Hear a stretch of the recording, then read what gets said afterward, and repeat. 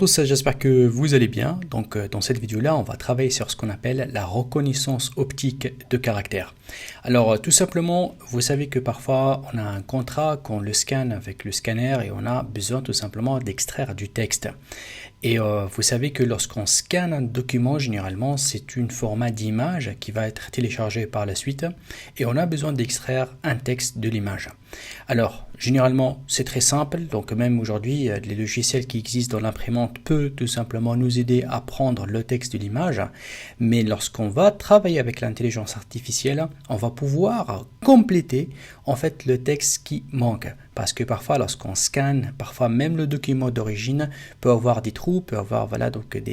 on appelle ça des bruits en fait côté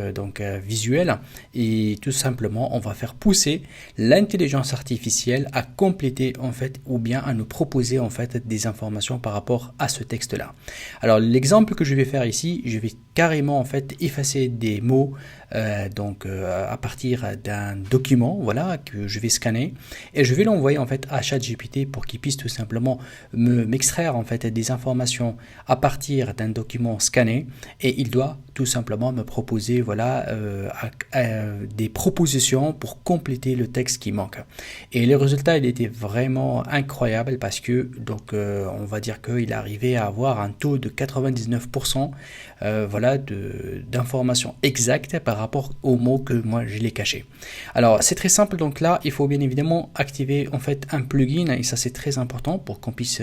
faire tourner l'upload de l'image. Donc il fallait aller à ChatGPT 4, donc ça c'est la première chose, et par la suite tout simplement essayer d'activer en fait Code Interpreter. Donc celui-là il faut absolument l'activer. Une fois qu'il est activé, vous allez voir que là je peux ici avec ce plus là faire uploader tout simplement une image. Donc lorsque je clique ici, je peux ajouter une image très facilement. J'ai commencé d'abord en fait à écrire le texte sur un document Word, et après j'ai caché en fait en noir ici plusieurs mots, parfois même quelques lettres dans un mot, et j'ai tout simplement imprimé, ensuite scanné ce document là. Une fois qu'il est scanné, j'ai pu tout simplement l'envoyer à ChatGPT. Et voilà ce que j'ai demandé. Tout simplement d'abord j'ai uploadé le fichier, et par la suite je lui ai demandé de travailler avec la technologie OCR, donc reconnaissance optique de caractères, et il va essayer de trouver les informations qui manquent dans ce texte là, et je lui ai dit écoutez, les informations je vais les cacher dans des blocs noirs, et je lui ai demandé de me donner les informations qui manquent entre parenthèses. Alors lui, sa réponse elle était claire, il m'a dit écoutez, ok, je vais utiliser la technologie OCR pour extraire le texte. Par la suite il va ici de deviner en fait les informations, et il me dit que tout dépend en fait du contexte, donc il va travailler sur le contexte. Première étape à faire, il va commencer à faire l'extraction du texte. Donc là il m'a donné le résultat, comme vous le voyez là, bien évidemment je peux le copier, ça c'est le résultat de tout mon texte, donc je peux tout simplement le copier, donc c'est très simple. Donc j'ai tout ça, le texte qui a été extrait de l'image que je lui ai envoyé, et vous allez voir que là il essaye tout simplement de me donner des propositions, c'est-à-dire que il me dit ici par exemple là par rapport à cette phrase là, voilà l'information qui manque, et là bien évidemment il a mis entre parenthèses, et du coup cette extension là c'est une extension très intéressante, celle qui est Code Interpreter, qui va nous aider non seulement d'extraire du texte, mais surtout en fait de remplir ou bien de trouver